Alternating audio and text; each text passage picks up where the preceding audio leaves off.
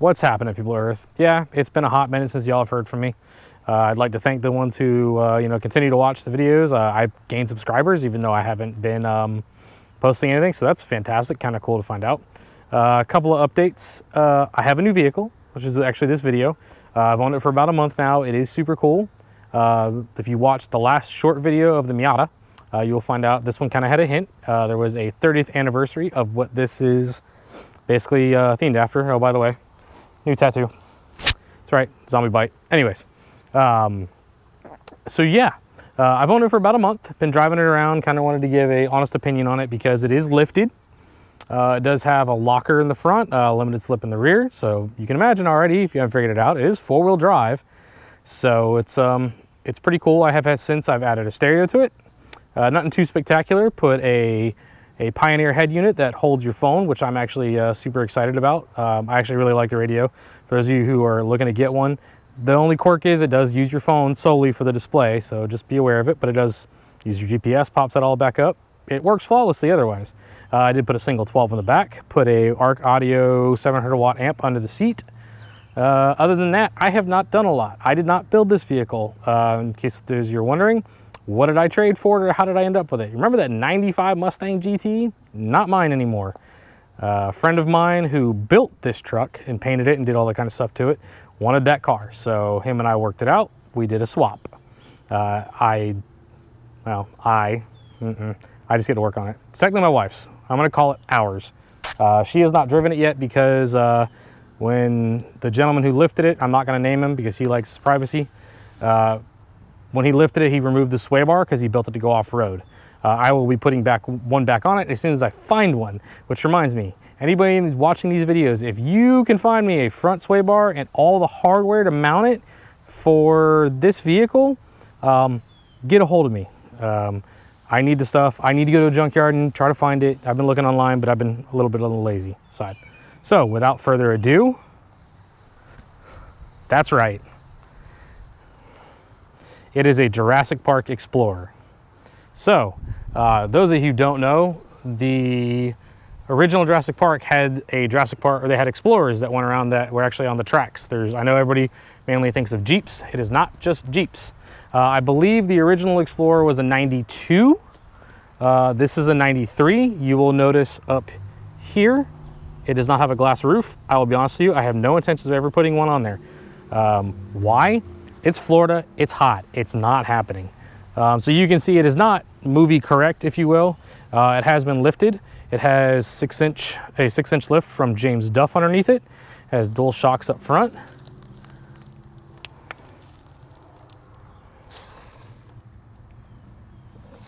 It has the period or the movie correct BFG all-terrains because that came on it. This is all, you can probably see that there's trim. The trim holes. Period correct movies or period correct trucks don't have those trim holes. That's a 92 thing. Yes, I've done reading on it already. You will see a dent right here. And I'm actually not sure what number the original came with, but you'll see a dent right here. He took it off-road. As you can see, it is still there. I have no intentions of fixing it. It has a story behind it that I'm not going to get into because that is none of y'all's business. The gentleman does work for Remco Transmissions. You can figure it out from there. Yeah. So yeah, anyways, without further ado, it is 4-door. The period correct movie ones have beige interior. This one does not. This has gray. As you can see, the interior is in really decent shape. Headliner is in good shape. The dash is cracked up here. As you can see, the door panel is broken here. That's why there's a screw. Other than that, with the exception of this window, everything works. And the reason this window doesn't work is because somebody decided that at one point that when the window went out, they were just going to crimp the window run. You can see it is not perfect. Like I said, you can see it's not perfect. You can see like this is coming out. I need to find one. Oh, hey, it'll stay now. It is gray. He did not paint the door jambs. I kind of wish he had, but that's fine. You can see some of the paint is starting to flake right around the edges. And this is from if you take this off, you have to go back before the paint fully cures to take it off. Otherwise it'll do this. But this paint job is 3 years old, so it's holding up okay. It is base coat, clear coat. As you can see, he made a custom tube rear bumper, along with he has the period correct tires and wheels. The reason these wheels are not on here is because of the lift and the offset that it requires, so that way they don't rub. The rear bumper does have Heim joints, so this whole thing swings out so you can get to the back hatch, which I'm not going to demonstrate. Also, dyno DNA.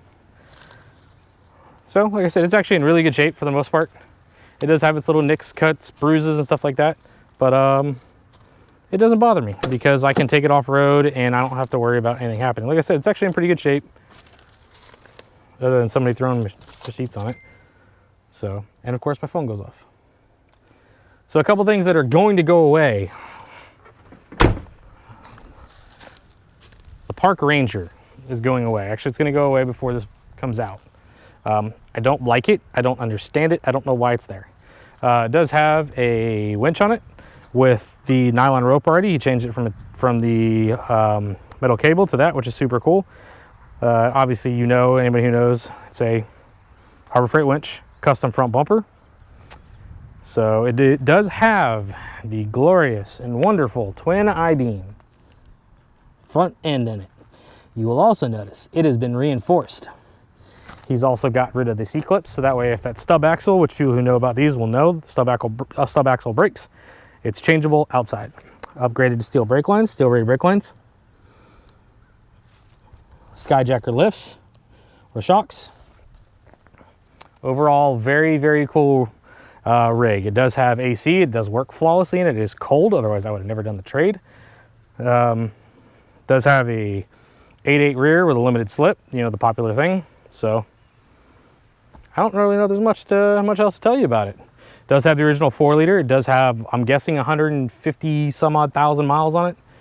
So, oh yes, the trans has been rebuilt. Get out of it. Hence the Remco transmissions.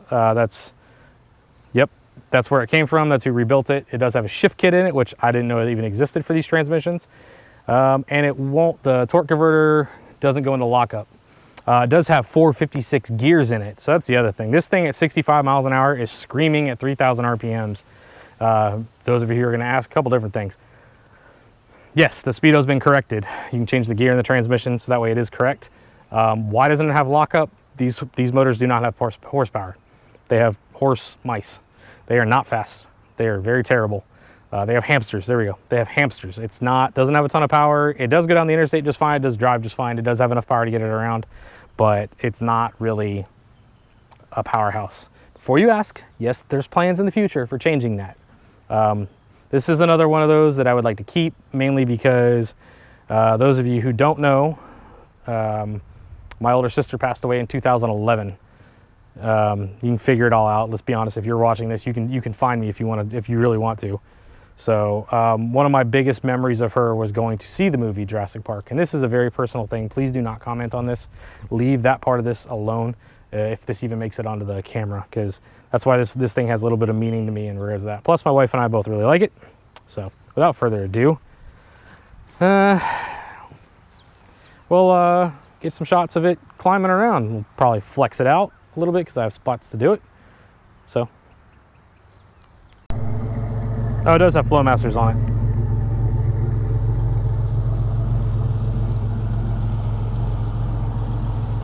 Yeah, it flexes a little bit.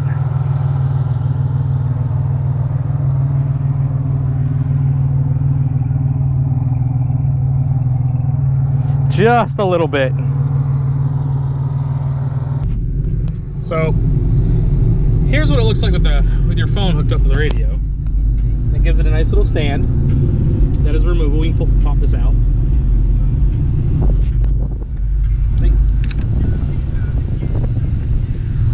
This is part of the radio. This is a Pioneer. Super cool little radio. So you can control it through here, or you can go through here.